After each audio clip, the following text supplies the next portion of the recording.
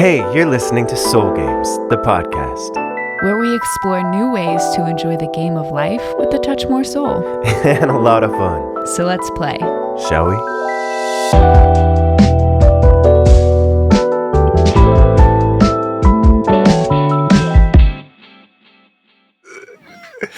Yes, welcome to the show. We have a really special guest, one of our good friends, Michael Gungor, today, and my co-host, Emily Capshaw. Welcome, y'all. Hey. Hello. I didn't know you had play in your intro. That's fun. Oh, it's perfect. I didn't realize until just now. I was like, oh yeah, let's play. I mean, the show is called Soul Games. So when we were chatting with Michael about what we want to do this episode about, and usually Emily and I come up with the title, and we're like, hey, let's do this thing, and we kind of pitch the thing to the person that we feel like fits. But we asked Michael because he's kind of like the daddy of podcasting in our world. So, Podcast daddy. Hey. Podcast daddy. What does podcast daddy want to talk about? And you wrote back this really beautiful idea. Well, you actually just wrote back play, and Em and I were like, wait, what is he talking about? Because that could go a lot of directions. Yeah, but it's true. We said, like, I was kind of like, say more, tell me more words. Can you use your words? I think Brady was like, is he talking about play parties? Actually, it was. I was like, was he talking about sex? Or like, sex can be play. It totally can be play. But I was like a little side text to Em. I was like, hey, help me understand, because he's like your best friend. So what's he saying here? And she was like, I think he's just talking about play. And so then we asked you, and you were basically like, well, the sacredness of play, like the centrality, and what did you say? The centrality and something, consistency, or I couldn't possibly tell you. that was actually, you said play. The sacredness and centrality of play for a rich and spiritual life. That's actually what you said. That sounds nice. So what was it about that topic that had you like kind of lit something up inside of you? Well, I've thought a lot about play, and I've thought about a lot about spirituality and kind of how they're related, and why spirituality. You know, when I go to a church or a temple, really kind of any religion that I've been to. I just was in India for a while. If you go to Hindu temples, Buddhist temples, I've been to a lot of churches around a lot of different kinds of denominations. It's almost always pretty somber. Maybe not exclusively. I mean, like charismatic Christians sometimes really get going. But a lot of times it's just kind of like, ooh, and it's very serious. But then you see like spiritual people who I would consider like spiritual masters, are usually very playful and lighthearted and laugh very easily. And there's traditions like Zen that has at their center, they have kind of an austere exterior, like meditate. I'm going to hit you with the stick if you don't. But it's kind of part of a joke, because like the core of it are these like koans and stuff where you're like, do you get it yet? What's the sound of one hand clapping? And they're like, ooh, all right, meditate longer. Pow, hit you the stick. But it's kind of a joke. The whole thing's a joke. Really? I mean, kind of. It's where you get to the point where it releases. It's funny. Like koans are funny when you understand them.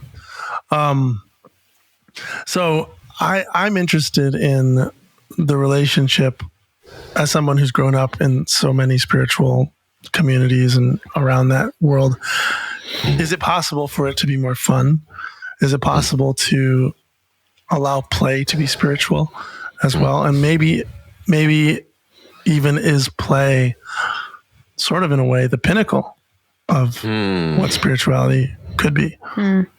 See, this is why he's Daddy Podcast, because like he basically set up the entire podcast. We don't even have to do it. There you go.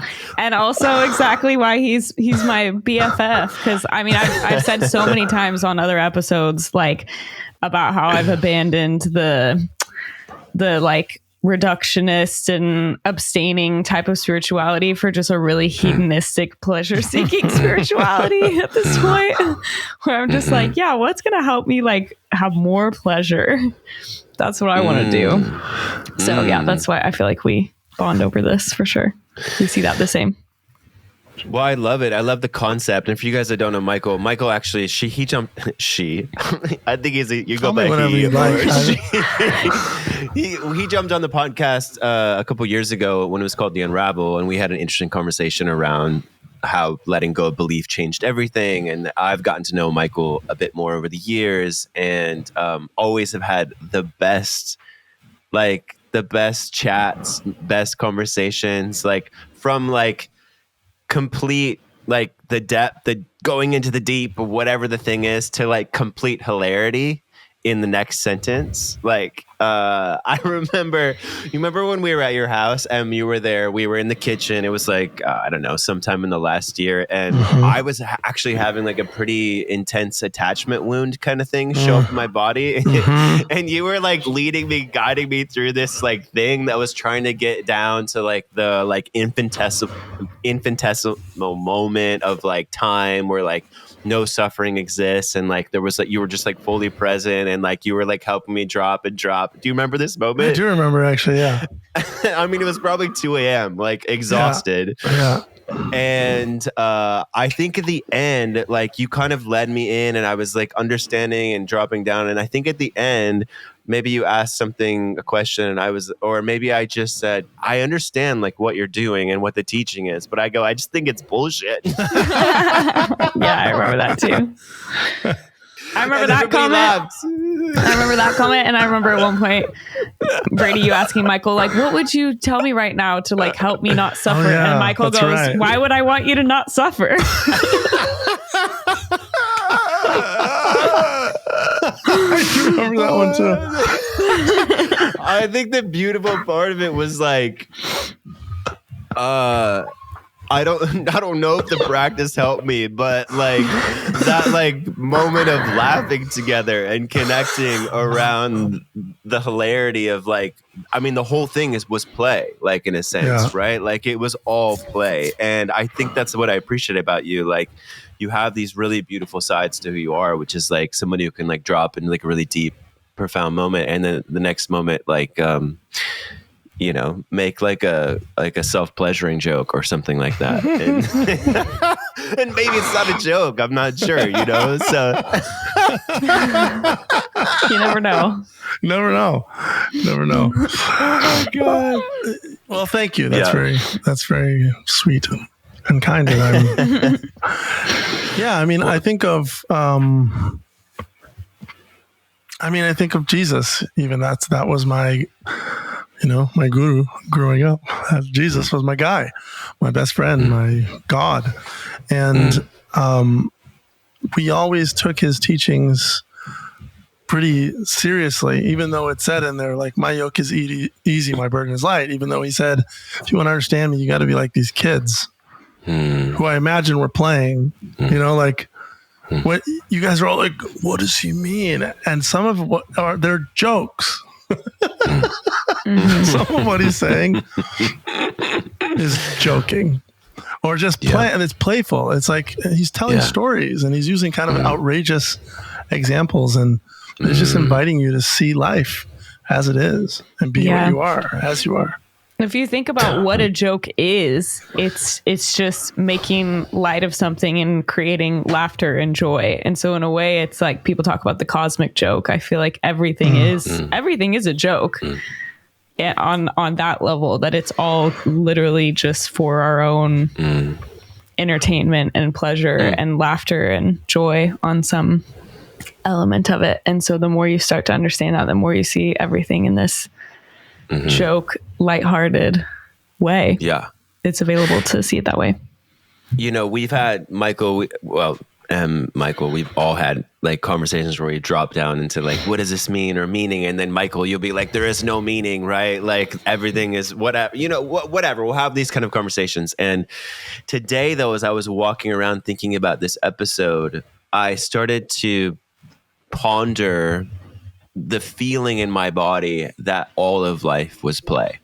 And I'm walking down the sidewalk and the sun is shining and the birds are kind of doing their thing. And then people are walking by me and I'm in this simulation that is Earth, that is the human experience. And I'm just like, this whole thing is about play. And the sensation in my body when I hold that truth is like one of pure delight. Like, regardless if that is the meaning of life in a sense, regardless if that's some like thing that is like a hard objective truth, doesn't matter to me. But what mattered to me in the moment was in holding that truth in my body just like feels lighter, and it feels like a sense of vibration and vitality and beauty, and like I feel the sun on the back of my neck more, and I feel the sidewalk more, and like possibility opens up and curiosity opens up, and my experience of life sort of like magnifies in such a beautiful way. I think about I play guitar, sort of my primary work. I love that my work is play, and I love the language. Like that for music, we say you play music, and which makes me like wonder, what is the difference? Because it's my work. But when we use words play, I mean, you're supposed to play sports, but some people do that for work. So what's the difference between work and play? And I think there's something about, I was having a conversation with some friends the other night about this. And it seems like there's something about play that is done for its own sake. And work, you're kind of trying, it feels like you kind of have to, there's a should, or there's like you're doing it for money, or for just a means to an end.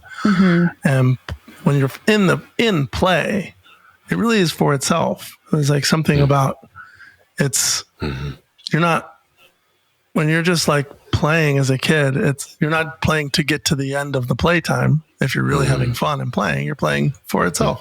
But I notice, like if I'm playing guitar and I'm just playing, that feels different than if I'm going to stop and practice and work on something. I can stop and that phrase is wrong. I got to get it right.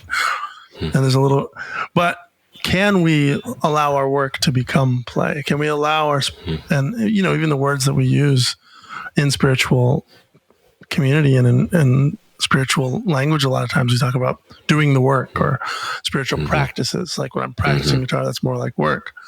But can we how do they marry? I'm just interested in that dynamic of like, how do the play and the work come together in this moment and can it be, even when you're doing something that has a goal, can you still find a way to do it for itself at the same time? Yeah. To me, I think about like making, even if it is for a goal, then I'm visualizing making the play container even bigger, where even when you get to that goal, it's still happening within the like, okay, now what? It's like, even the goal is still just for the sake of play.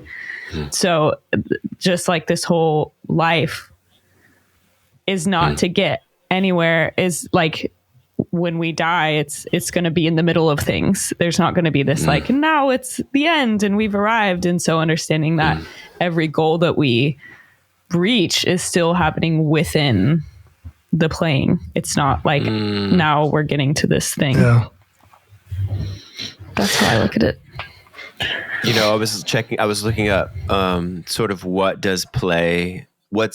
how does play and trauma kind of interact, and like what does play do in the development of children as sort of preparing for this episode. And a lot of times in the first part of the episode, we like to kind of create a hypothesis, right? Like, is play the pinnacle thing, that kind of thing, and like develop some framework, and then we'll move into some personal stories and some social commentary. But the interesting thing, I Googled like play and trauma, and it said, how does play impact trauma? And basically the answer was, traumatized children do engage in play activities, but bring into their play the stress they feel in all aspects of life.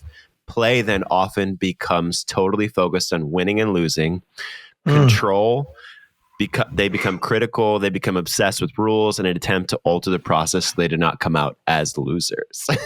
Wow. Which was like such an interesting like idea as we think of us now as just old children, like older children, right? Whose play adaptation strategies maneuvered into like other types of things. But originally, when kids play, the kind of development that happens inside of them, there's like physical development, there's cognitive development, there's social development, there's emotional development.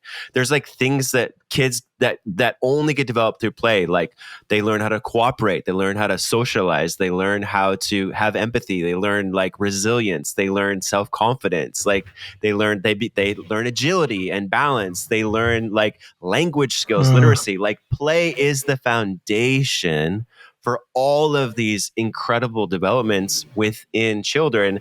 And then like trauma comes on the scene, right?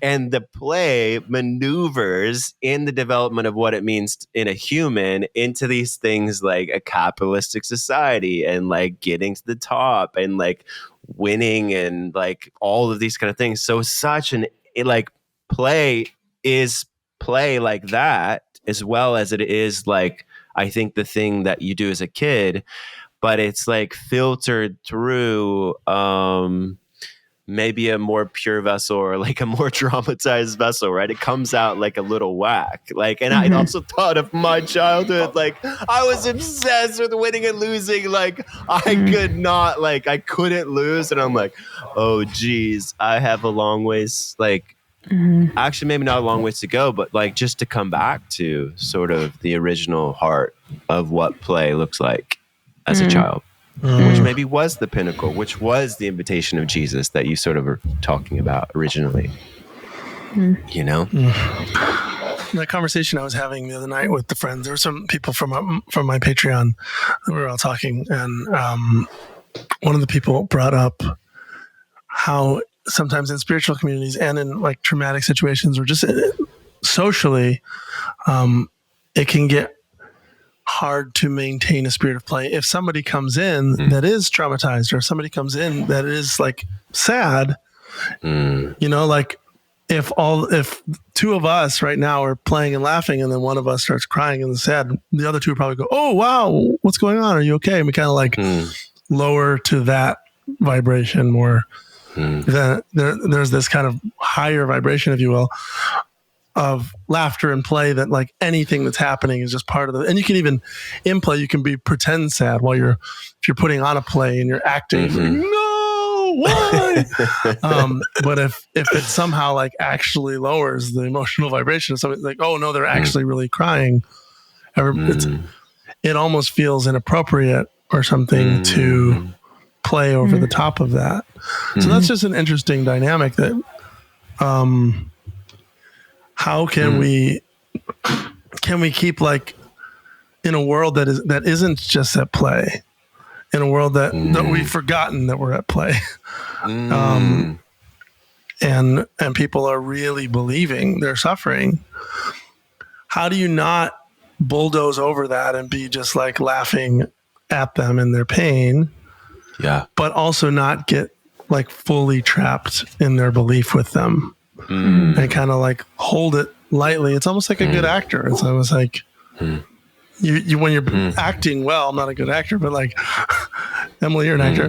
When you're acting well, from what I know, you're feeling things. It's not like you're not feeling them. Like you're feeling some degree of what's happening in the character and the story, but you're not lost in it. You're not lost. Yeah, you're aware that it's a character. Yeah. Right. You're aware that you're putting it on.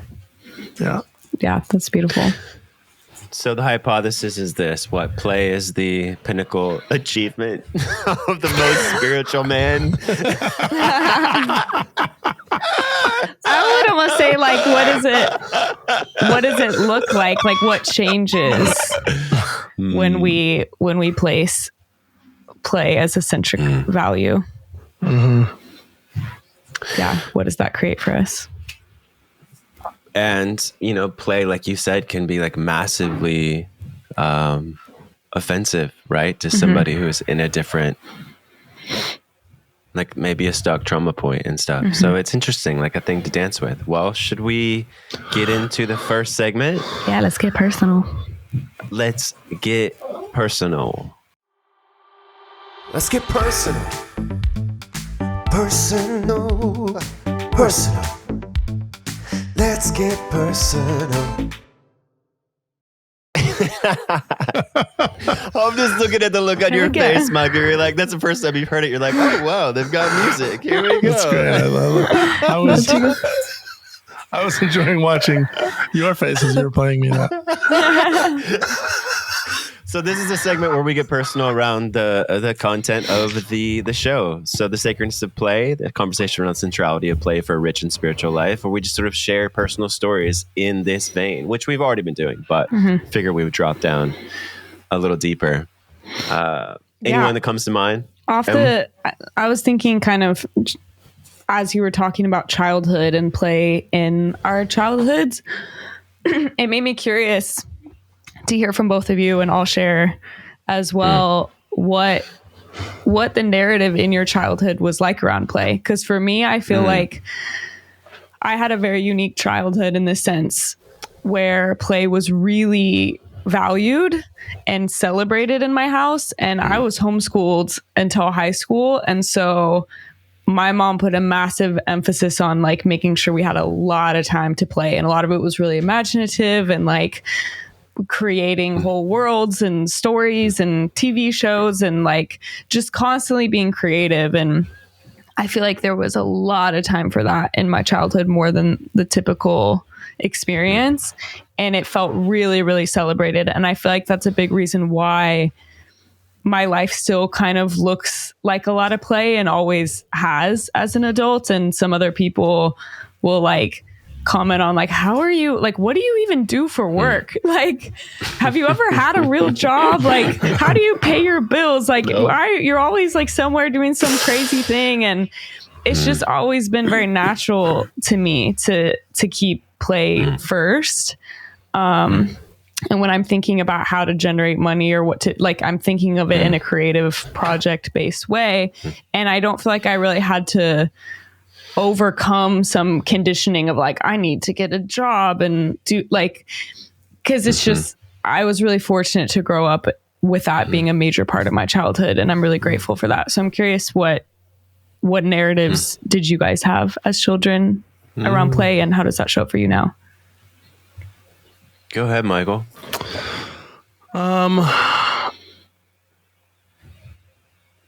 I was the oldest, and I feel like I was kind of expected to be, at least I expected myself to be older than I was in a way. Like I was looking out for my younger siblings.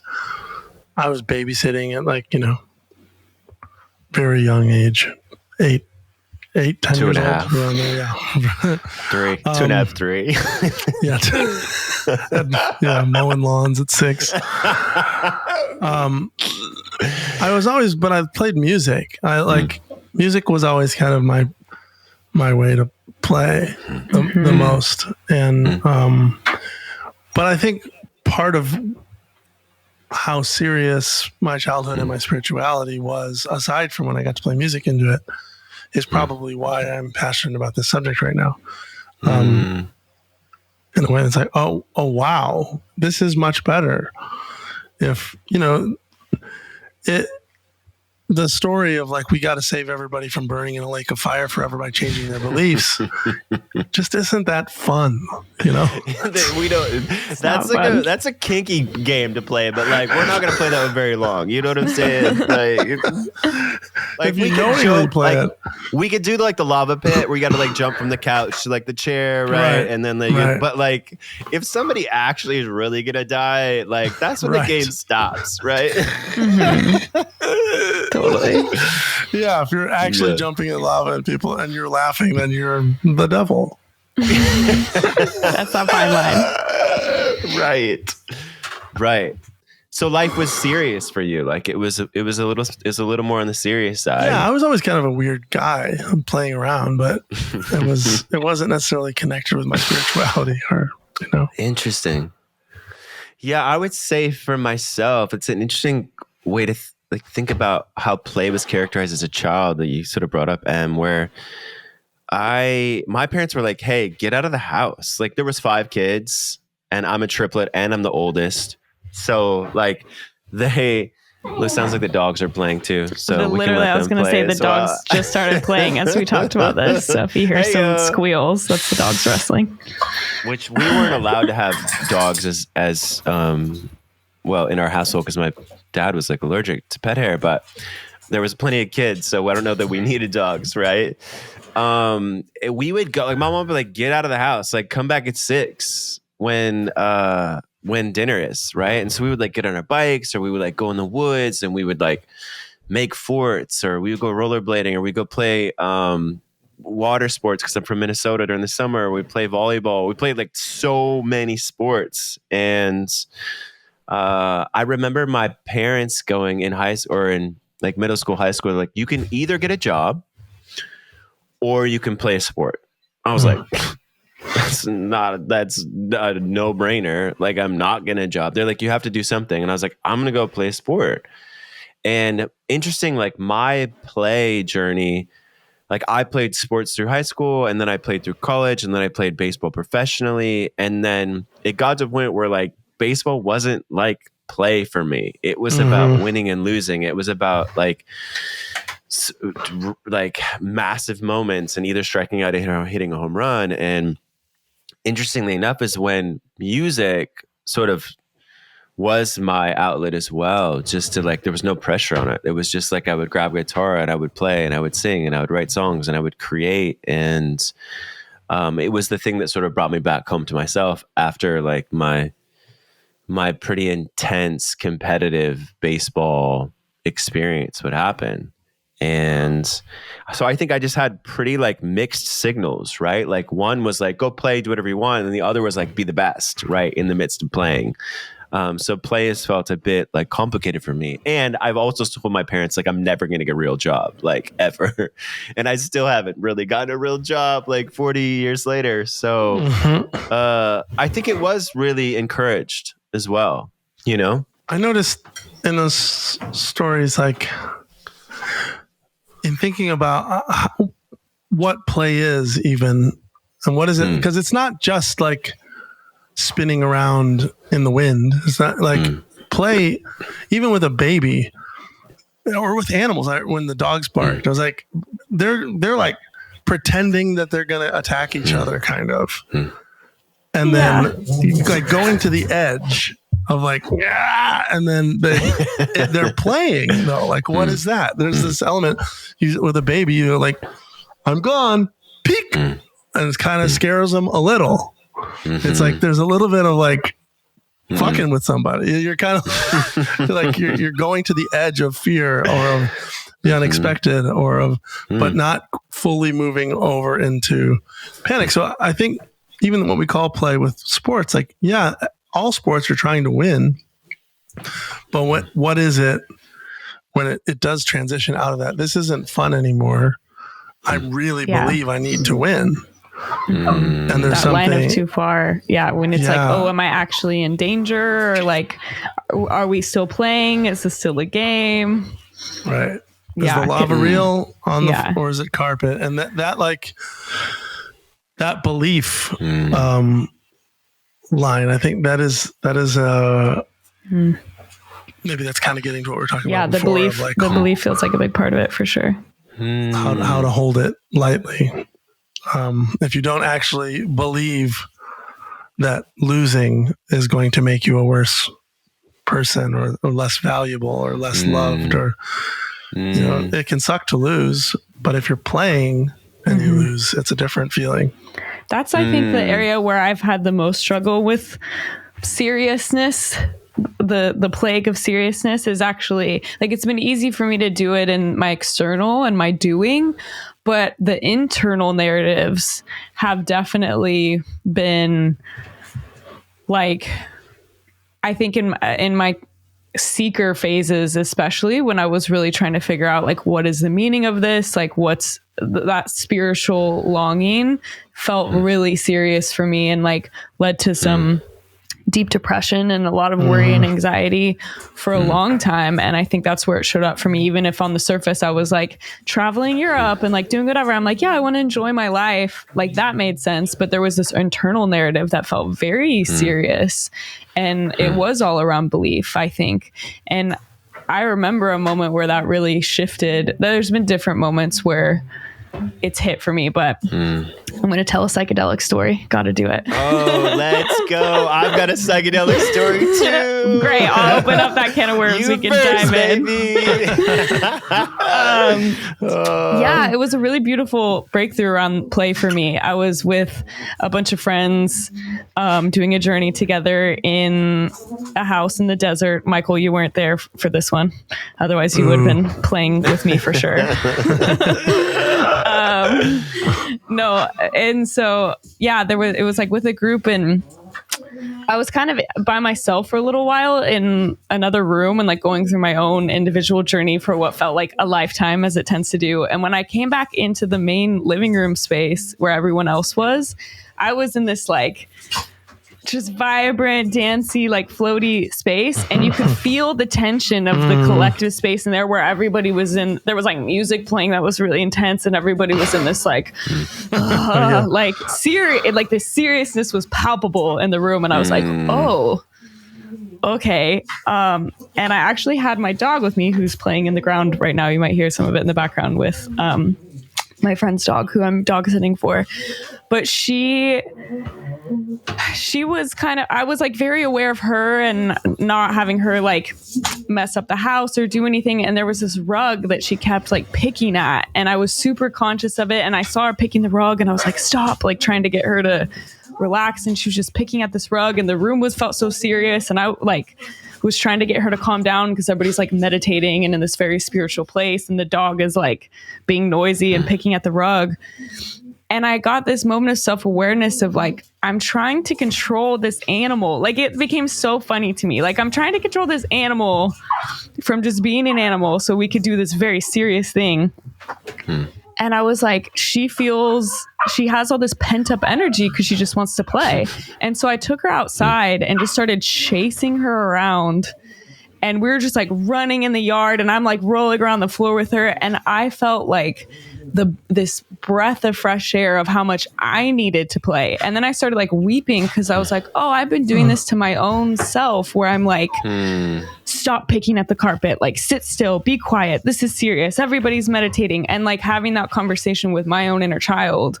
And I could feel her just crying, like, just let me play. Just let me run around and like look at the sun and get in the dirt and be crazy. And so I was out there for so long, just playing with my dog on psychedelics, just having the best time. And then I came in just like beaming, laughing, and everybody's still in that serious thing. And I was like, y'all need to go outside and play and run around right now. We're all jumping in the pool naked. Come out here. And so I got everybody to come jump in the pool naked. And then the rest of the time was way better. So wow, that was a big breakthrough for me around play.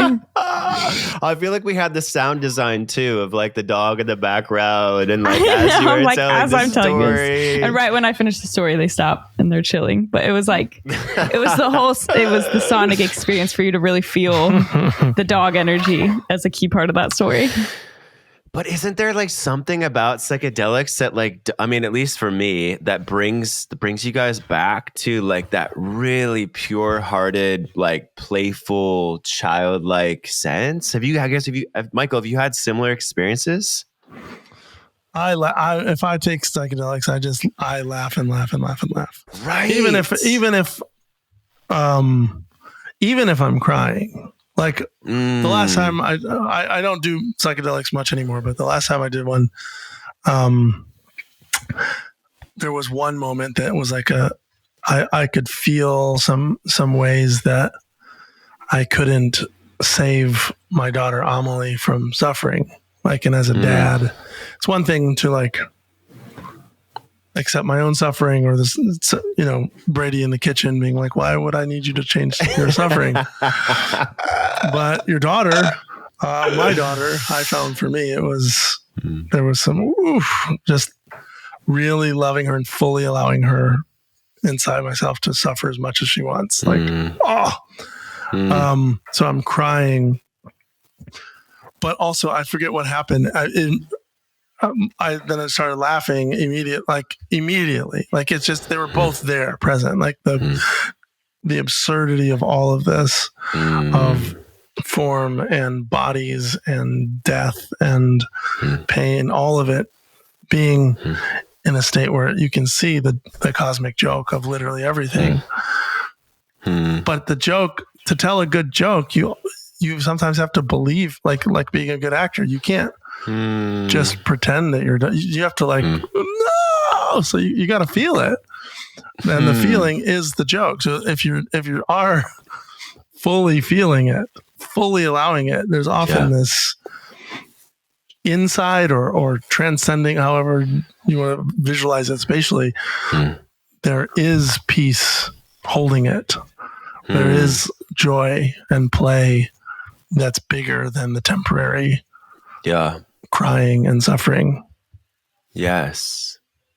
I mean, my psychedelic experience has been similar in the sense of like, when I've only had a couple, but like when I drop in, I'm like loud and I am just like no clue around like anybody else in the room. I'm just like loud and laughing and zoned in on whatever I'm zoned in on, like so much so that like the guides of those experiences have been like, hey Brady, like why don't you go on a walk? Like why don't you go by yourself somewhere? Or like why don't you go in the kitchen where nobody is? I remember the last time I went to the kitchen and I was like coming down from peaking so I could like walk. Like I still wasn't safe to have my phone, but am I ever safe to have my phone? Anyway, I was basically walking to the kitchen and I saw food and I started to be like, oh wow, like I would like to eat something. That sounds amazing. And I see the strawberry and I pick up a strawberry and I'm and immediately I'm reminded of this moment where my brother was with my nephew Trip when he was like 6, and he was like saying, okay Trip, I'm gonna name like different fruits and vegetables and you gotta tell me if you like them. And so like my brother goes, so Trip, do you like broccoli? And he's like, yeah, I like broccoli. And he's like, do you like corn? He's like, no.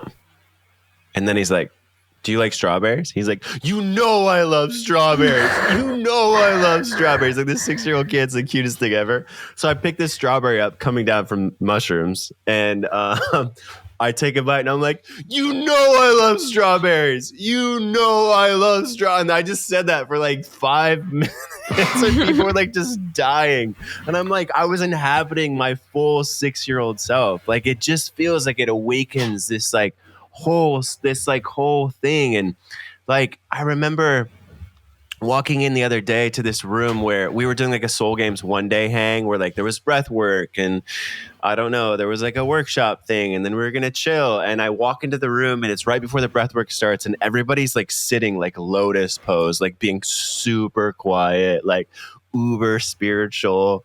And I like walk in and I'm like the one that's like leading this thing kind of. And I'm like, whoa, wait, is this when we're supposed to be like super spiritual? And like then everybody like laughed and like loosened up. But like the spiritual life, I think what we've seen and modeled is like you said in the beginning, Michael, which is like a bit disheartening, right? Like it's like really serious. It's like we have to be like really like cognizant and aware and like you know what I'm saying? I'm like, it's not the life that I think I want to live. Can I mention one thing though that I think some people try to do, especially in my like evangelical charismatic circles, and probably a lot of in like hippie circles, Venice, circles. Like there can be this.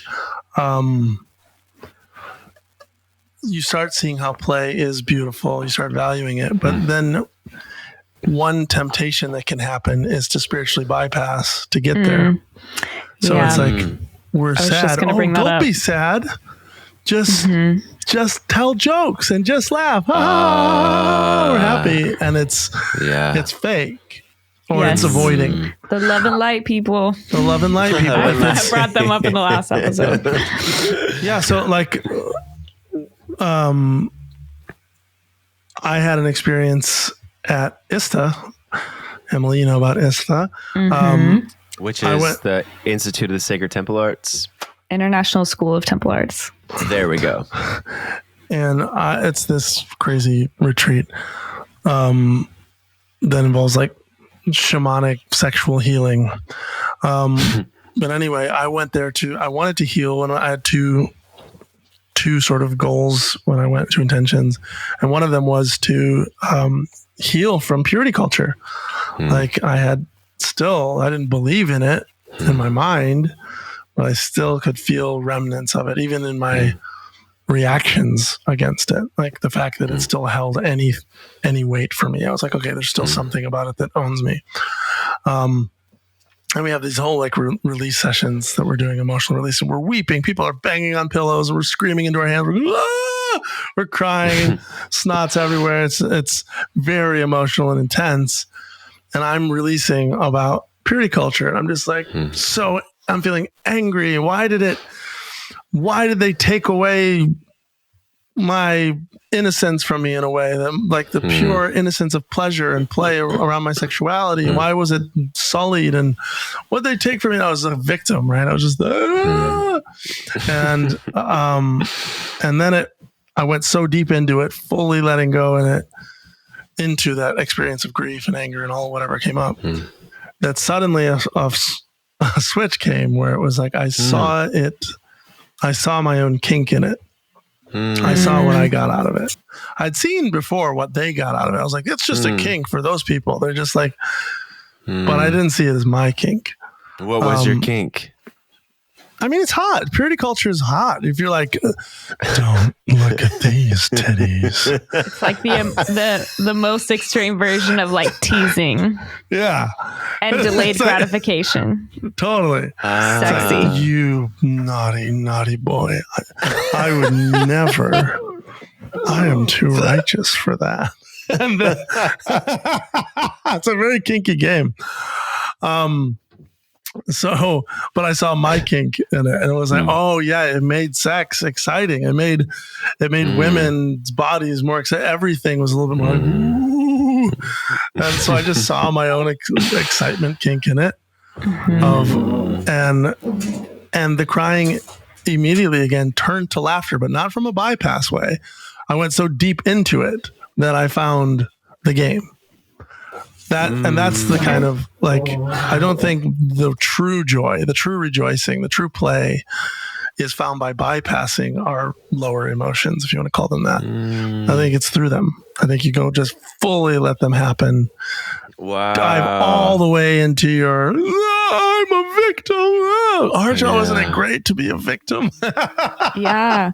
Well, and I think, I love that you brought that up, because right before you brought up the bypassing thing, I was thinking something similar that was occurring to me as you guys were talking and hearing Brady's story of the strawberries and the absurdity. And I feel like I found the most effective way to bring the energy of play into a space in a way that's contagious is either just like by being in that frequency myself, or even making fun of myself, or rather than pointing to the other person and being like, you're stuck in a victim thing, or you needed to do this, like turning that on myself and being able to make light of things and just bring that own energy sometimes can help people catch it and be like, oh yeah, that's like you said, Brady, when you walked into the event that you were leading, and like you can really shift the energy of a space with that when it's self-directed. And I think also, as crazy as it sounds, with other people, it seems like jumping into the story, like Michael, you're saying, going down to the bottom of it, of really being like, yeah, that is so awful. Like, but not in, like, as I'm saying it now, it sounds kind of patronizing. I'm like, yeah, that really sucks. But no, like being the actor and genuinely like going there with them, it almost lets it kind of complete itself and satisfy itself. And I've experienced this in some of the most extreme situations of people being in like suicidal states of like deep, like, this is why everything sucks, and expecting me to be like, well, no, this is why you should not see it that way, but just to be like, yeah, that's so hard. Like, and just really sit in it with them. It almost does this crazy thing where the ego structure is like, it gets the cookie out of it in a way where it's like, yeah, okay. And then it almost like gets bored of it and moves on. And so I found that to be a lot more helpful if you are in a place where you're aware of that in someone else. Jump in the game with them, like authentically, really, because rather than trying to pull them out of it, which kind of comes full circle back to Michael being like, why would I want you to not suffer, Brady? Like, because you know, if that's what's happening, then there's some level of desire for it, and it'll resolve itself when it's ready to. And the payoff of that is great. Like the payoff of purity culture is like getting to heal from purity culture and then discover sex after being repressed for forever. And that's awesome. Oh my God. From personal experience. Worth it.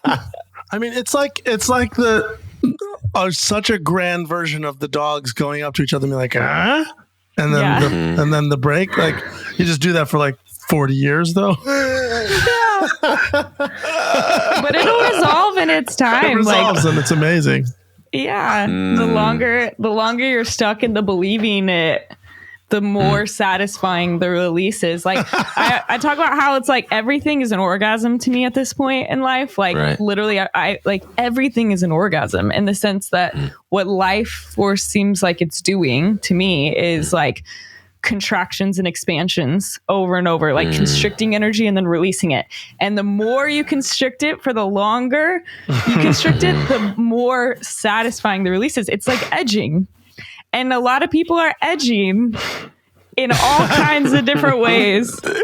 And it's for like, those that don't know what edging is, could you describe what edging is for those that don't know what edging is? You want me to describe it? Yeah. I feel like one of the men should describe it. I mean, you're the one that brought it. You got any music that you can play? People don't know what edging is for real. No, everyone knows what edging is. Okay, if you don't know, if you're still edging in purity culture to the point where you don't know what edging is, you stimulate yourself to almost the point of ejaculation or orgasm, and then you pull back. And you do this because the purpose of doing this is because once you do finally let yourself orgasm, it makes it way better when you've prolonged it. So I think people are doing that everywhere all the time in all kinds of different ways. And so the most loving thing we can do is to just indulge the game and be an example of what it looks like to be playful. And a lot of times people pick up on that and be like, why is this person not seem to be suffering in their shit, you know? And it makes people curious about their own games, but you can't like shove that down anyone's throat. It's not helpful. Yeah. You know, I've heard a couple of things. Like, I first off love how you bring in sex to like most podcast episodes. Like, I'm the sex representative for this podcast. Like, it's fine. I've accepted it. I'm going to talk about sex every time. It's beautiful. But, you know, like, it's the thing where they say, hey, sex is the way that adults play. Like, this is... I don't know if that was an ISTA thing more than it was just that takeaway from a specific person who went and that was their realization, a mutual friend of, Which I don't think that's something they actually say there, though. But yeah. Got you. But like it's a quote that I've heard, and does their name rhyme with bore? No, I'm just kidding. Sorry.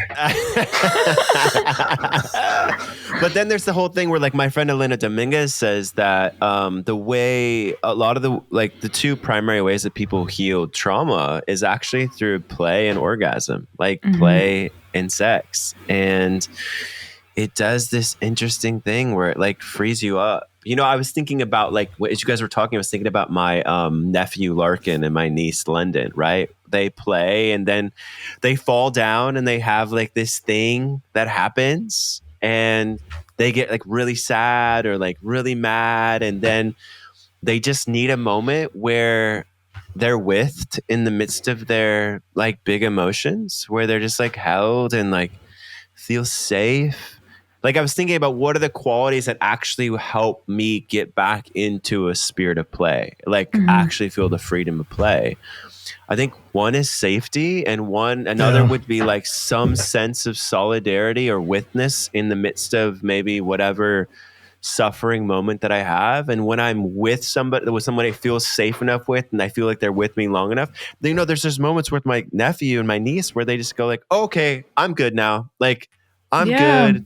I'm ready to play again, right? Like they were like, I miss my mommy. Yeah, I miss my mommy. And after like 2 minutes of like, okay, I know it's sad, right? It's sad. Like I would miss it's the my most mommy effective too. way to get them to complete that cycle, because you wouldn't tell a kid like, no, go back to playing, like stop feeling this, but yet we do it to adults. And so I feel like treating adults like big kids has really helped me in my social skills and relational skills, is remembering that there is an inner child in everybody, and interacting with people in that way where it's like, yeah, that's what I'm speaking to with the committing to the acting role and really indulging that and jumping into the story wholeheartedly is actually the quickest way to get someone to move through it. Yeah. Can I say one thing about the sex thing before we get too far from it? Yeah. Going to back sex. in, baby. Back to it. Back to edgy. I'm not going to complain. I just like, I think it's a nice ideal that play is the way that adults have sex, but I think most adults don't actually play much in their sex. It seems like for a lot of us, it becomes still a means to an end, either a means to some like an orgasm, or like to be accepted by somebody, or to feel beautiful or loved or worthy. Yeah. And so that sort of performative, it can become performative, where it's almost like that win-lose energy. Like, is this going to be good? Am I going to be good at this? Or am I attractive enough, or whatever your vibe is? It's just being present in the pleasure for its own sake seems like a fairly rare thing. It's why I love Tantra. That's what I love about Tantra. It's like it allows sex to not just be, a performative competition for my ego, but a way of being present and a way of just enjoying the moment in a very full way. If you were going to define Tantra for people who don't not familiar with that word, how would you define it? Tantra is a whole thing. I mean, it's a lot of people. When I first thought of Tantra, I thought it was like a way to like some tricks, some Kama Sutra positions and like sex stuff to like have crazy sex. But it's actually far deeper than sex is like a part of it for some people, but it's basically in Indian and like Hindu, the myth of it is basically Shiva and his bride Parvati, who shows up as the power of Shakti, are basically making love. So it's emptiness and form sort of coming together. And we each in Tantra, it's not just male and female. We all have both feminine and masculine energy in us. We both have Shiva and Shakti in us. But as two bodies come together, they're playing with those energies. And so you're maintaining awareness, but also allowing the form to play and to dance. So it's not just getting lost in one or the other, but it's allowing the Shiva and Shakti to come together. So it's a whole thing. But it's beautiful, I think. I wish Christianity had it. I wish there was a Christian Tantra. I feel like I want to invent it. Wait, what does that mean? What do you mean you want to invent a Christian Tantra? It doesn't, think about the Eucharist. Like, it's not just bread and wine, right? There's a whole thing about it. It's like, there's whole theologies about it and whole denominations about it. And it's like, it's a sacrament. It's a means of grace where you remember Christ and you become one in that moment with the body of Christ. Yeah. That can be sex. Like if you had like a Eucharistic view of sex where it's like, it's not just about a squirt. It's not, you know what I mean? It's not just about a momentary, it's about, I'm so dead. You went, not like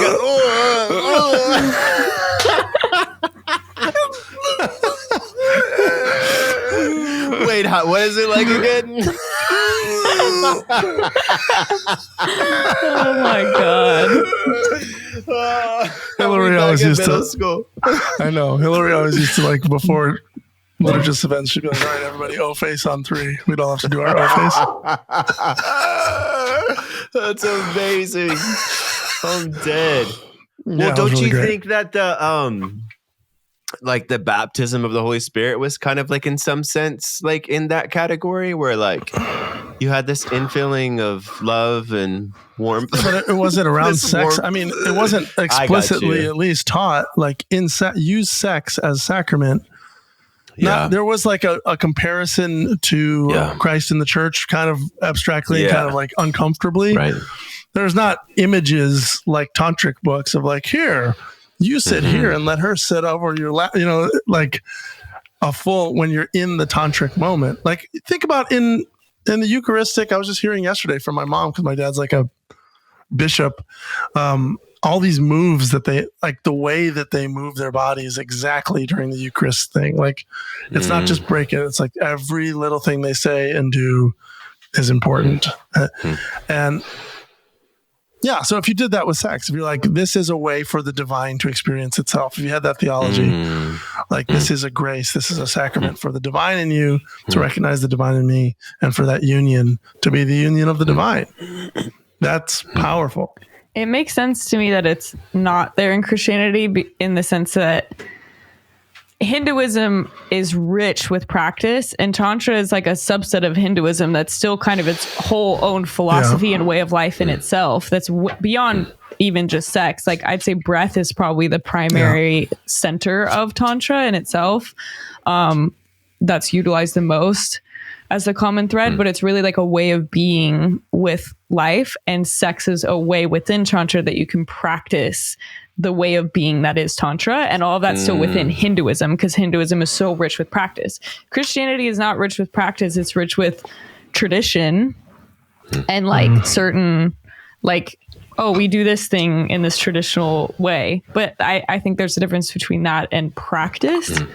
And so I could see why it's missing there. But yeah, I think I would say, even rather than using the word Tantra, I would say just sacred sexuality is something that feels missing for sure, and could really be enriching in a way of just like communing.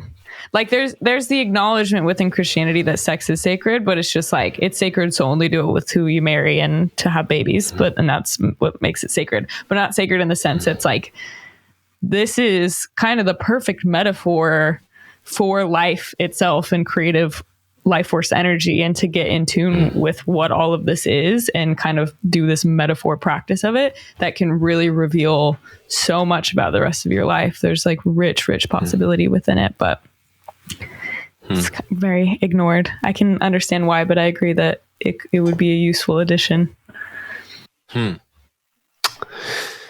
Interesting, you guys. I didn't know that this was going to be as much of a sex episode as this. I mean, you did say your first instinct was, is this going to be about play parties? I mean, maybe it should be called the sacredness of sex, the centrality of play. I feel like we covered a lot of other things. We just got sexy recently. We got sexy. Okay, well, if we want to shift into the social section, I have some non-sex related, really hilarious play things for us for that. If we feel ready for that. Let's hit the social. Let's get social. Let's get social. Ooh, let's get social. Your face again, Michael. I can't. What was I doing? Amazing. You were like, when the high note went, ooh, you were like, ooh.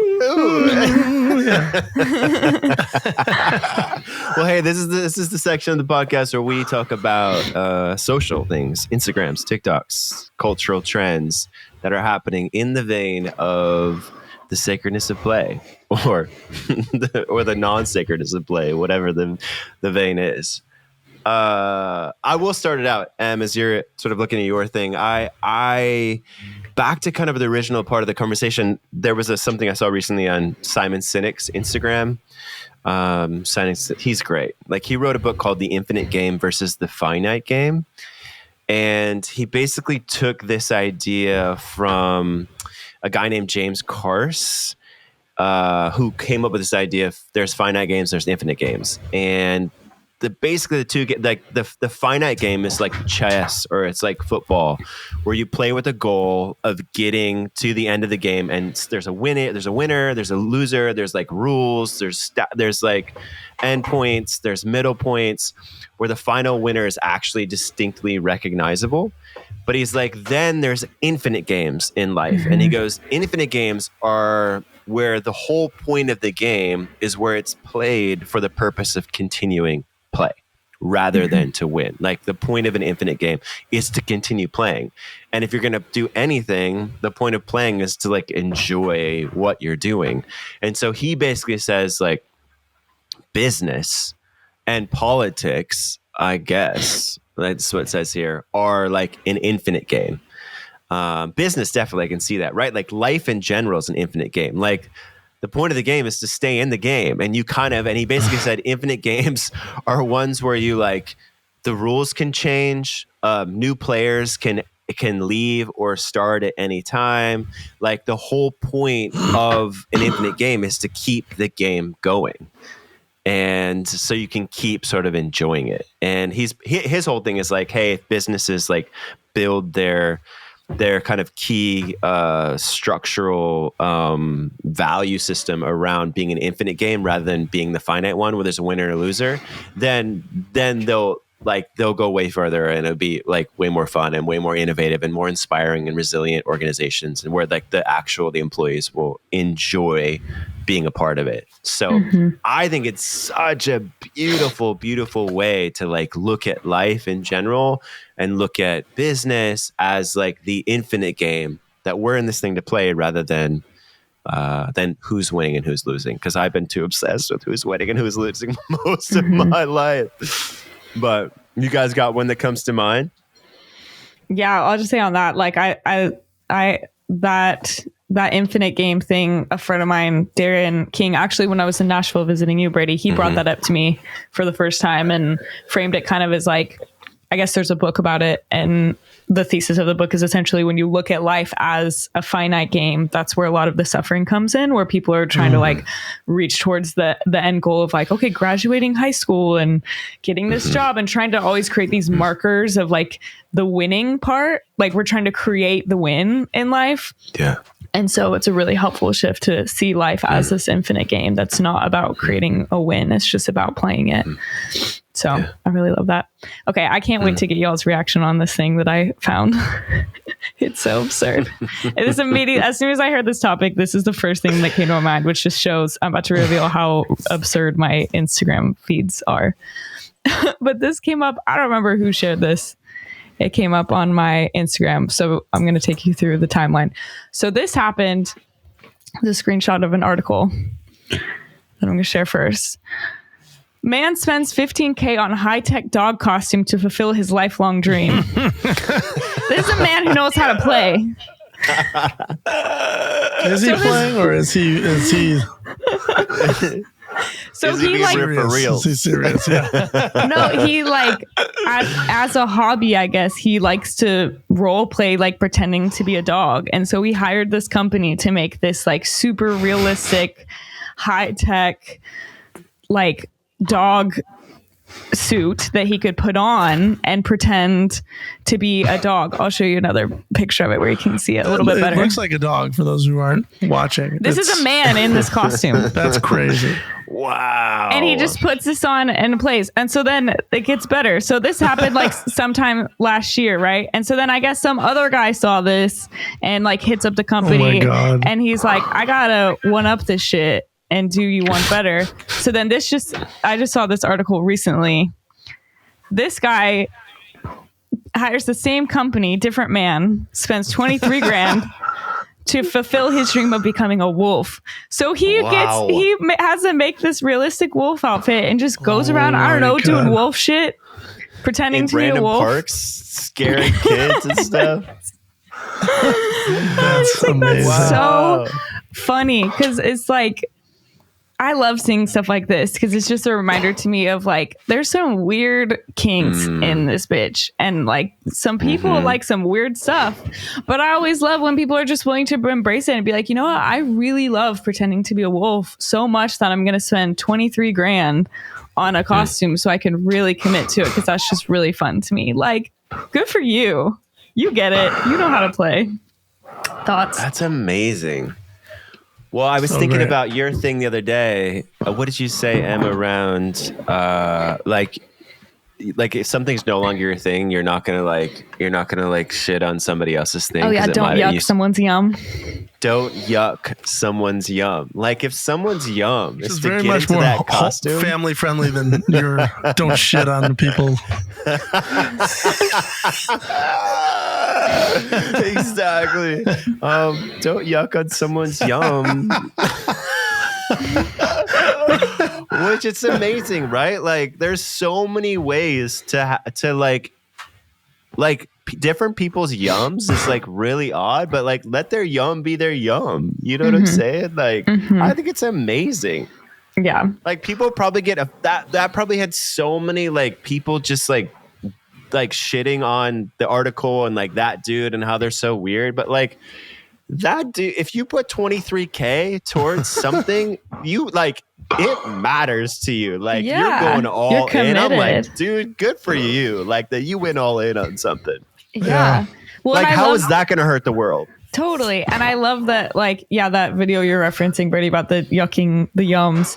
Like, that's one thing I found really delightful about the kink culture specifically is there's so much crazy shit happening in kink and everyone's just kind of like, great. You like that? Amazing. You can find other people that like the wildest things, like the whole furry thing, the like diaper baby role play people. There's like so many kinks that there's massive communities. We're bringing it back to sex now. I'm sorry, but I'm not sorry. As we should. There's so much out there, and people find other people that are like, I also like to put on a diaper and pretend to be a baby while I have sex, and they find each other and have a great time. Know that. No, not I me. Didn't know oh. No, I'm saying. I love your reaction, though. That was a very welcoming. That was a very welcoming. You like weren't even surprised. That just shows the amount of like personal shit I've revealed on here. Just nonchalantly. You do you, boo. No, I was pretending to be the person seeking another diaper person. But they find each other, and it's great. No I love shame. it. No shame. Yeah. No, I think it's wonderful to find. I mean, Michael has a good diaper story. I won't make him tell if he doesn't want to tell it. But it's a good segue. Do you want it's to a tell great it? play story. Is this the after party conversation? You know how to. This is a wild story. Do I tell this story? I think there's a version of it you can, a podcast version. Tap in your body. See what your body says. If you don't want to, then we'll leave everyone intrigued of like, what is Michael's diaper story? And people just fill in the blanks in their mind. It'll be great. And then we'll tell it at like some Soul Games. They'll probably come up with some something. way weirder things than what it actually was. When we start the Soul Games commune, then we'll tell all the stories. I'll tell you the story. Oh, Ooh, here we go. We're going back to personal. Back to personal. So I love it. Went to this New Year's party and walked in, and nobody was dancing. I just can't. If you know, you guys know me, but if other people like, I'll roll with. There's not much that's gonna like upset me or offend me or get me to be like, oh, I don't know. So I walk in, somebody starts dancing with me, and I just full on dance party. Here we go. Just my hug, hello to the first person in there was like a full just. We ended up like dancing and rolling around on the floor like contact improv, just full on. And then everyone else is like, okay, I guess this is a dance party. And then everyone kind of like ends up on the floor. And the host was like,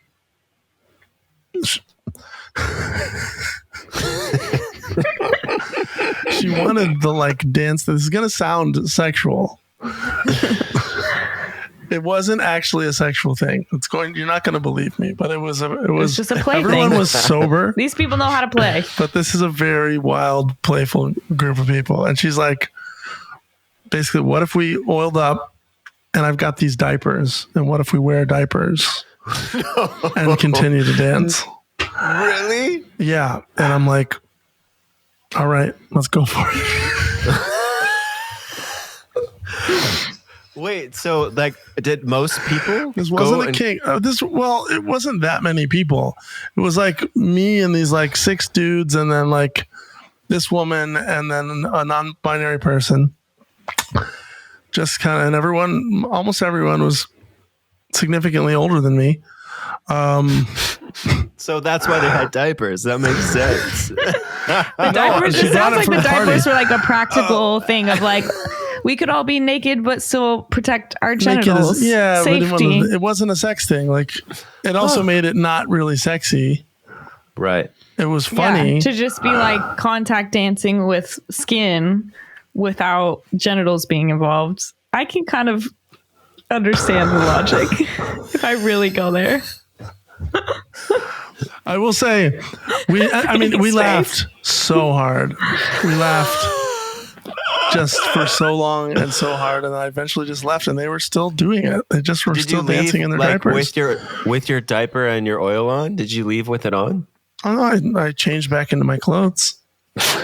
Do you have a picture you could like prove this? I need it. No, I need not. a picture. I would know, but this was not a let's stop and take photos. It's a very like, this is a moment that's happening. This is wild. Wow. No, that's why I'm like, genuinely, it's a good story for this episode, because it's like, that's some people that know how to play.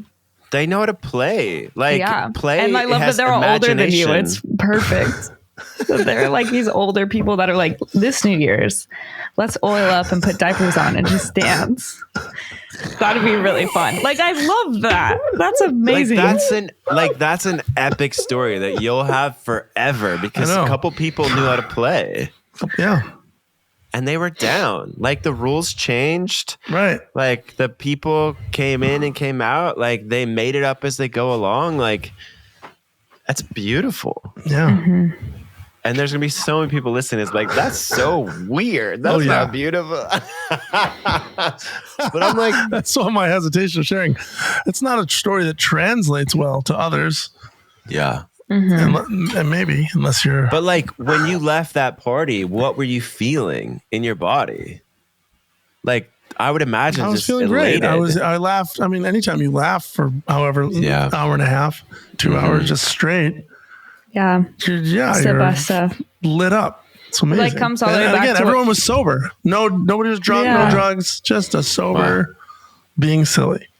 Wow. That's amazing. It brings it back to me, for me, like all the way to what you said at the beginning about like actual gurus get the play of it, get the joke of it. And I remember when I went to India and did this meditation training out there, that everybody showed up and, thought it was going to be very serious and structured, and a lot of it was for most of it. And then on one of the days they came up and they're like, all right, we're gonna meet outside. And we met outside and we're like, okay, what are we gonna do? We're here as like devotees, and they have like frisbees and balls, and like for a solid 2 hours they just start giving us all these like kids playground like recess games to play. And at first, everybody's kind of like, okay, what's the deeper meaning of this? But eventually, it's natural, and you start to just play. And then at the end of it, he just goes, all right, notice how present you were through all of that. Like, you weren't thinking about anything else. You were just playing. You were just here. And so it doesn't have to be so serious, to be present. It's just like play creates presence. So... We're just telling them all about all of our cults, Tim. All the cults. Exactly. Michael and I have dipped our toes in quite a few cults. Maybe even started one together. We all have, right? Like, that's probably where this is all going at the end of the day. We may or may not be buying land to start our own. TBD. Stay tuned. Season 2. That video. Yeah, we'll see what happens. Yeah, a lot of play. No, it's amazing. Play. Well, I will say this. I heard one story in like piggybacking off what you just said. And like, I heard a story about the Dalai Lama where he was, there was this time where like all the different, I guess he's the Dalai Lama and there's like llamas, like I guess they're like lower llamas or something. I don't know. And they're all like meeting the Dalai Lama for the first time. So like traveling in from all over the world. And I don't know where they're picturing coming like the in. animal llamas. I'm The picturing like all these llamas. llama animals gathering in a very sacred, holy way. Daddy llamas. Yeah, all the llamas. And they're like coming into this room and like the Dalai Lama is sitting at the front of the room and all of these like, I think most of the llamas are men, but they're coming in, they're like bowing in reverence and they're like, this is a holy place. And like they get there and like he's just sitting up there. And if you see the Dalai Lama, he's like full of joy, like he's pure joy. And the story that I heard is like in the midst of like a really reverent moment, he just like lifts up his butt cheek and lets out a massive fart. Yes. Just like massive and just like I puts his love head that. back and laughs. Like that's the secret. It's That's so good. amazing. I That's love that. amazing. That's so good. So amazing. Like the chief pinnacle of spirituality is a Dalai Oh Lama my lifting up his God. butt cheek and farting in the midst of the absurdity of how So everyone's true. trying to keep it sacred, to keep it It's so sacred. true. I mean, the closest I've been, I was going to start a church this year. I was going to call it Play. Really? The Church of Make Believe. I was imagining like you go in and you have to name yourself, and the more playful and insane, the better. So it could be like, Princess Godzilla, Empress, Goddess of the Universe, and then Is this and there's Burning like Man? a costume. Yeah, sort of. Huh? And there's like a costume area where you can just dress up too. Before you enter the space for worship, so that everyone's like, priests. Wow. We lose So how good. funny it is. You have like these people with these big robes and these like big hats. So it's kind of awesome if it's playful to me. So like anybody can be anybody. You could be dressed like the Pope and you're just in the congregation, and then we could do real spiritual practices and stuff. But if you're like, hi everybody, I'm Princess Godzilla, the Goddess of the Universe. We're going to take the Eucharist now. And I'm wearing a blonde wig. I love it. It's so good. I'll go. I'm in. Sign me up. Like, and you're not joking. Like, you're being for real. No. Like, Yeah, this I would love it. I was like, if you can make a thing where it's not inappropriate to laugh or cry at any time, you can fully be in the emotion of it and crying.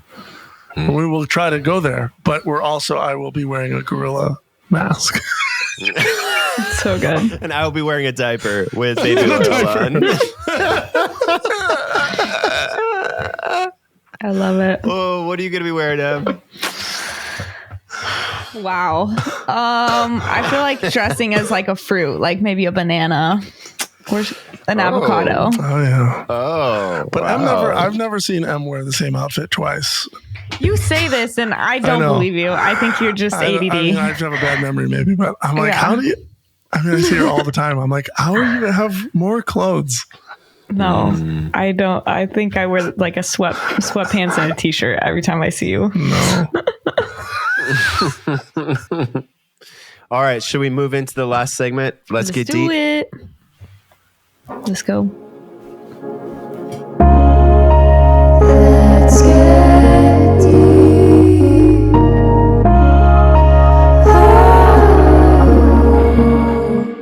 Oh, that's nice. That was nice, wasn't it? That was Em. Yeah, no. All right. Well, this is a moment in the show where we ask a deep question to each other, and we just keep pulling. We're not really strangers cards, kind of random cards, which are super fun. Today's question is: how does one earn your vulnerability? Have I earned it? Can I earn it more? How does one earn your vulnerability, Em? Have I earned it? Can I earn it more? I think both of you have earned my vulnerability. I not to diminish that statement, but I feel like I give it away pretty freely.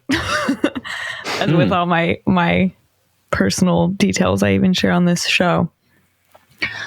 But I think to earn my vulnerability, I need to feel there's a space created of non-judgment and safety.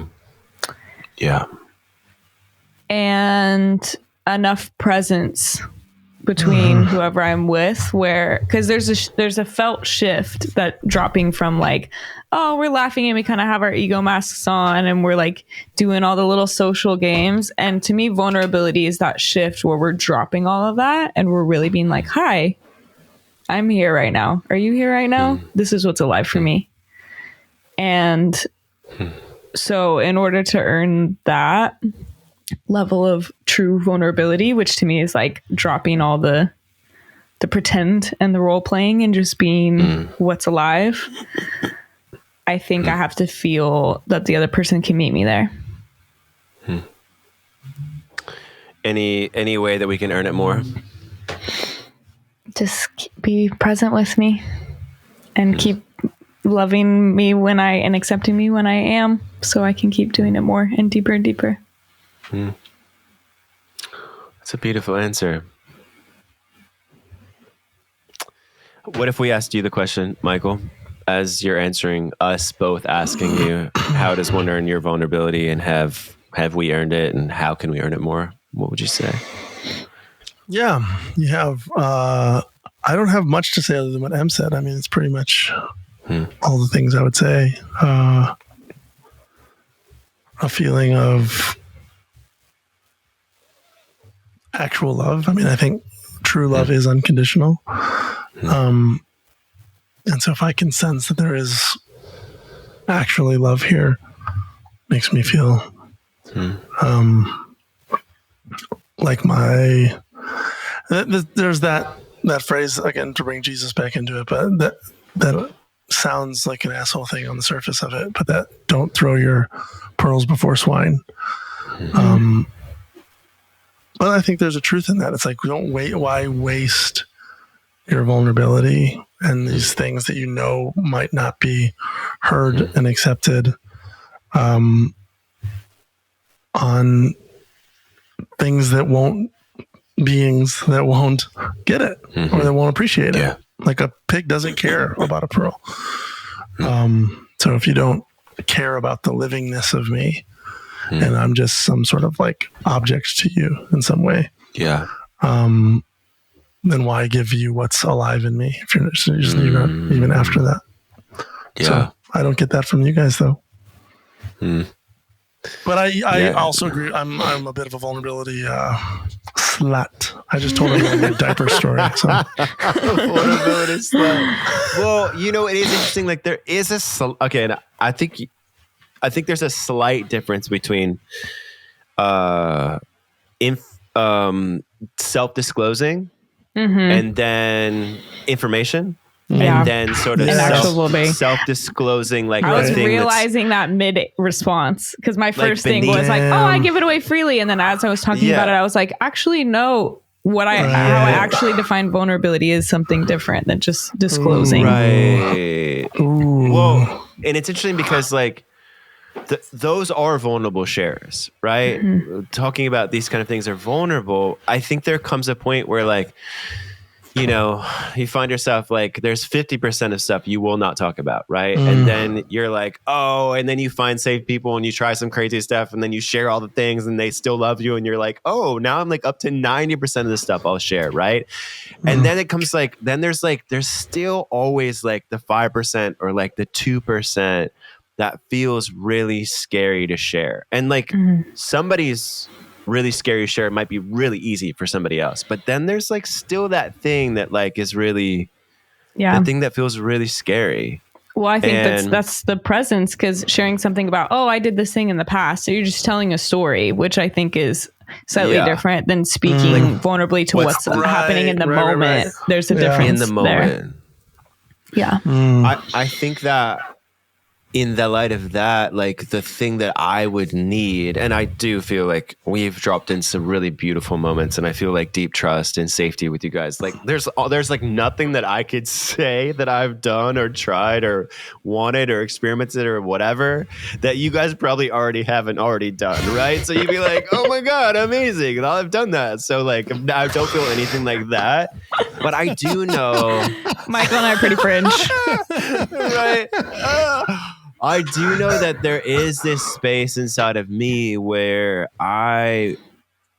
what I do need to like keep opening in a vulnerable space is some like encouragement that of how you feel about me, like almost like in real time or consistently enough that I know like I can say anything and I'm going to be given love. And I don't even mean like, it's more like, it's actually not the things about like what I've done. It would be like, if I was like, hey, Michael, like that hurt my feelings or, you know, or hey, I feel this way, or whatever. It's like, that's the scary thing, right? Like, is that thing going to be held? And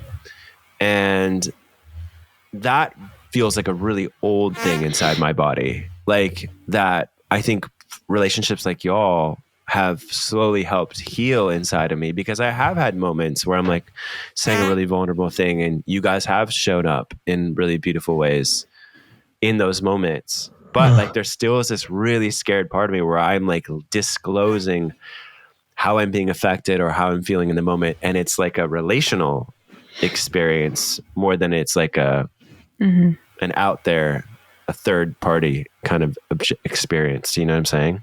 Yeah. So, Totally. Man, that brought up one other feeling for me. Like, I think it's actually for me about self-acceptance and self-love. Like how accepting am I of what I'm being vulnerable about? Because if I'm honest about it, I don't like. I'd be the first one to judge it, not you guys. You know, like I would judge it harder. My ego would judge it harder than you. So but we project ourselves onto each other. yeah. And so we're like, if they're not going to love me, they're not going to think I'm whatever I want them to think of me. But you don't. If you already have that 100% love of what you are in this moment, you don't care what they think of you. Why? Yeah. It doesn't matter. So that's an uncomfortable thing. And then you can play. And then you can play. Well, hey, that was beautiful. Hey, let's jump into the wrap up. And in this episode of the Sacredness of Play /Sex, because I think we have to change the title. No, I'm not sure.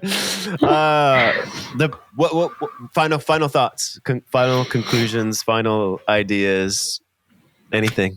To me, what kind of stuck out off of that original thesis is like the distinction of seeing life as this infinite game that the point is not to win or to get to an ending point, and that there is no objective rules or supposed to. And when you're not living in a way where things are a means to an end and you're just really deeply present to the enjoyment of what you're in while you're in it, then play becomes available. And that the way to support others in arriving at that is to actually being willing to jump into even the suffering games with people if it helps support them in breaking out of it, and just being the living example of lightheartedness and being like the Dalai Lama farting in the holy spaces. Sometimes a holy space needs a fart, and if you're willing to be that, then you're a true guru. So that's my takeaway. You got any takeaways, Michael? I think that was beautiful. Yeah, it was beautiful. I mean, the holy fart is amazing. It's like just kind of the perfect bow, but yeah, I want. I don't know. I think just having. I think play should be added to the fruits of the spirit. First of all, the list. If I could just like put that suggestion note in the box for Christianity. Like the love, the and maybe like first or second, maybe first, even before love. I don't know. Maybe after love. I don't know. We'll talk about that another time. But the fruits of the Spirit are love, play. I think joy is in there. That's good. Yeah. But it's a good reminder to like, if I'm in a moment that I can't find the play, like it's there. I can trust that it's there. It's life. It's somewhere deep, deep, deep, deep. So if I'm not present to it, I can go deeper into the feeling that I'm experiencing, accept it more, allow more of it to come up until I can find that underneath that is the play. That doesn't negate it, doesn't bypass it, but that is the ocean in which all of us little fishies are swimming around in. And then at the end of the day, it all becomes play, right? Like even that experience, right? Being with the uncomfortable, being with the thing that what was the right, what were you saying, Em? Like in the midst of sex, like edging, holding, the contrast, creating more desire. I think, I think that I will leave this conversation with the quote that is probably like maybe a top quote in my life. Quote master. I call Brady the quote master. I was trying to get really serious. I was trying to like deliver this really seriously. I was like, this is one of my most important quotes that I've ever heard. And it's like, it's dance like no one's watching, love like you've never been hurt, sing like no one's listening, and live like it's heaven on earth.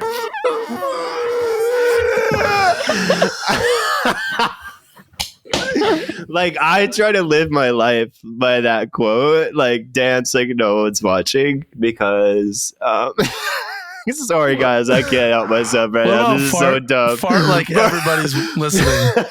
Fart like no one's listening. That's the quote of the episode right there. Fart like no one's listening. Fart like no one's listening.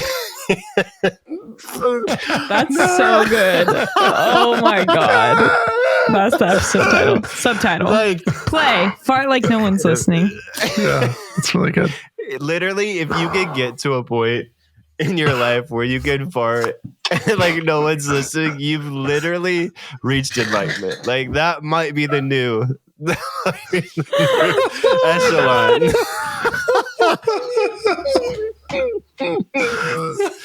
Oh God. All my grandparents reached enlightenment. Oh God, it's the truth though. Life does bring you there in old age, so it makes sense. It's a perfect metric. That's a great place to end this. Fart like no one's listening. Heard it here first. Michael, thank you for bringing us the magic that you are.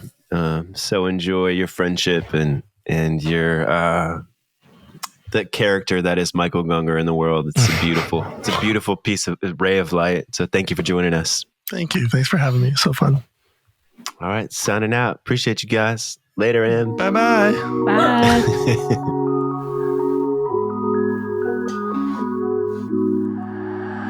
Hey, thanks for listening. Yeah, thank you for spending some time with us. If you want to find out more about what's happening with Soul Games, find us on Instagram at The Soul Games or go to thesoulgames.com. Would love your help in rating and reviewing the podcast. And don't forget to subscribe to stay tuned to all future episodes. Hey, and if you're loving these episodes and they make your life a little more beautiful, please consider signing up for the paid subscription of Soul Games, the podcast, or even donating through listener support. Yeah, we'd love your support. All monthly subscribers will get access to bonus content, previous episodes, and be the first to know about exclusive upcoming opportunities to join in on the Soul Games community. Yeah, we're really excited about the Soul Games community, where you'll have a chance to connect with myself, Emily, and others who are on a similar journey of exploring new ways to enjoy the game of life with a touch more soul. Well, we appreciate you all so much, and as always, it's a pleasure to be with you. We are your hosts, Brady Toops and Emily Capshaw. Thanks for listening. Yeah, thanks. Love you. Bye. Soul Games, the podcast, is a production of Soul Games Media.